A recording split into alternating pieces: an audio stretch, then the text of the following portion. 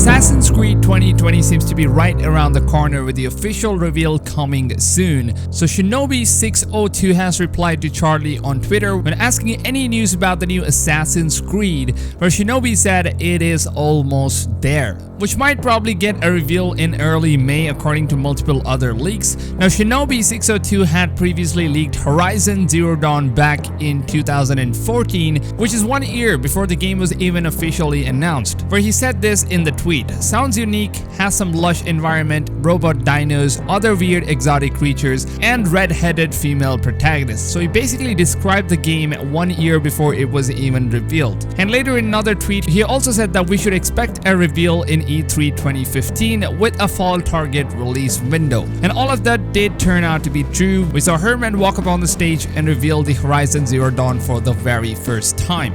So it's pretty clear that his sources are confirmed to be someone from the insider in the industry, and now Shinobi 602 says that the reveal for the new Assassin's Creed is almost here and the game will most likely be revealed in early May. Now Jason Schreier had previously touched on this topic as well, where he had pretty clearly mentioned that the two unannounced Ubisoft games coming out this year is going to be the new Assassin's Creed and a new Far Cry game. Now many of us were hoping to see a new Splinter Cells game, but unfortunately this is not going to be happening anytime soon. And also a few weeks ago, Ubisoft has confirmed that the current global pandemic situations has not impacted the release of their upcoming games, meaning that all the games that was planned previously will be releasing in time. So right now we can totally expect to see a new Assassin's Creed game to release during the holidays of 2020 before the next generation consoles arrive. Now a French YouTuber named Jonathan seems to have also leaked a few things about the new Assassin's Creed on his Twitter, where he said that he heard things about the new Assassin's Creed game, where he posted a tweet in French language. So translating the tweet from French to English, and this is what it says: "Some info on the next Assassin's Creed. It will be good with Vikings. It will not be called Kingdom nor Ragnarok normally, so Kingdom is basically confirmed as a code name for the next Assassin's Creed, but I'm guessing that it might most probably be called as Assassin's Creed V or even Assassin's Creed Vikings or even Valhalla, as Ubisoft had previously teased the next Assassin's Creed on Division 2 on a wall poster." So he also said that the secret blade will be returning and also the shield as well. Now that is a really good thing to see in the next Assassin's Creed, because not paying more importance to the iconic hidden blades in the recent Assassin's Creed games had gotten a lot of fans really upset, and I think that they are doing a really good job with correcting their mistakes with the next Assassin's Creed game.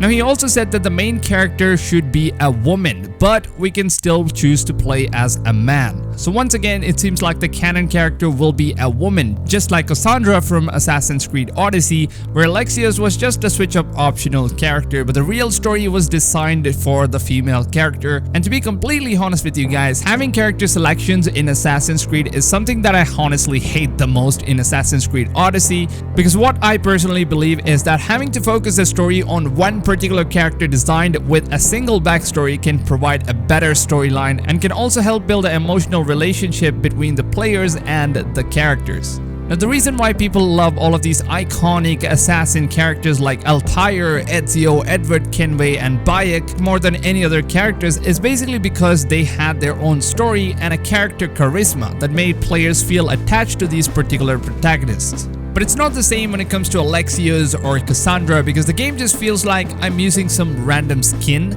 Because in Assassin's Creed Odyssey I had this really weird feeling where I felt like we did not really have any connection with the character, nor do the players feel the emotional connection to the characters or even the story. Now the reason why some of the biggest storytelling games like The Last of Us or even Uncharted are so big and the characters are loved by fans, because the character has a meaning in storyline and has an emotional attachment with the players. Now just imagine this, for example, if we could choose different characters in a game like The Last of Us. Let's say we could switch between male Joel or even a female Joel to be a protagonist in The Last of Us Part 1, or instead of Nathan Drake from Uncharted, if we could choose a female character, the game wouldn't be the same. The iconic characters build up won't feel the same. they would feel nothing different from using some random Fortnite skin at this point. I'm really sorry about how harsh I'm putting out my opinions on this one, but that's exactly how I feel personally when it comes to character selections in a game like Assassin's Creed, which is supposed to be revolved more towards the storyline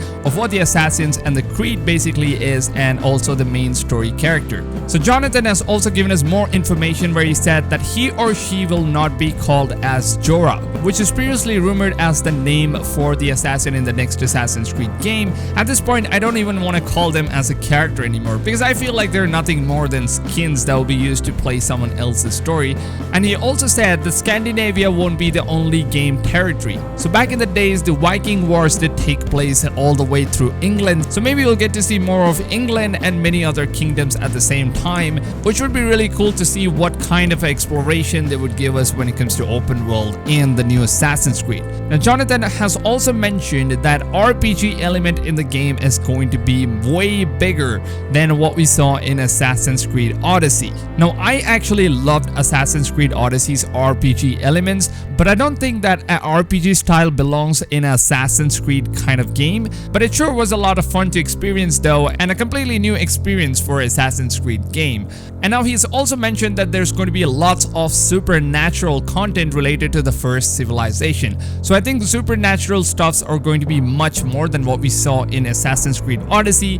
And like I said before, it sure is really fun to explore all the supernatural stuffs in an RPG game. But if this was a game like, let's say, The Witcher, then I would totally appreciate having all of these things into the game. But honestly, taking away all the realism from what the Assassin's Creed franchise basically stood for all these years is something that I just cannot stand for. I would absolutely hate it if they make the Assassin's Creed franchise into some fairy tale fantasy game, because that is not what Assassin's Creed franchise basically is known for, and taking that realism away from the game will definitely make a lot of those OG Assassin's Creed fanbase extremely upset.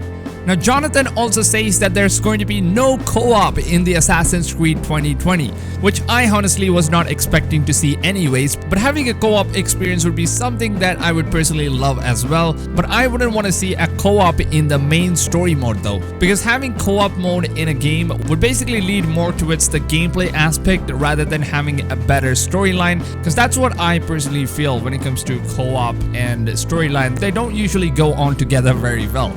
And finally, he has also said that outing is still planned for the end of the year, which means that the game will be released during the holidays of 2020, which is of course known as the end of the year. Now this could even mean that the game could be coming for both the current generation and next generation consoles, just like how the Assassin's Creed Black Flag did, where we had both the PS3 and PS4 versions coming out at the same time. So it seems like Ubisoft is trying to take a similar route from what they did with Black Flag here. As an Assassin's Creed fan, I'm really excited to see how the new Assassin's Creed game coming out this year is going to look like, but the only thing that bothers me is the character selection and supernatural elements, which doesn't really come along with an Assassin's Creed game, to be honest. But I do understand that opinions do differ with different people, and I totally do respect all of your opinions, and I hope that you respect mine as well. But please do let me know in the comments on whether you guys like the character selection in the new Assassin's Creed or not, or would you guys prefer to have only one iconic character with a proper storyline and a backstory? Let me know what your opinions are in the comments down below. And also guys, if you're looking to win a free digital download code for Cyberpunk 2077 and The Last of Us Part 2, then make sure to go ahead and participate in the giveaway that I'm currently running.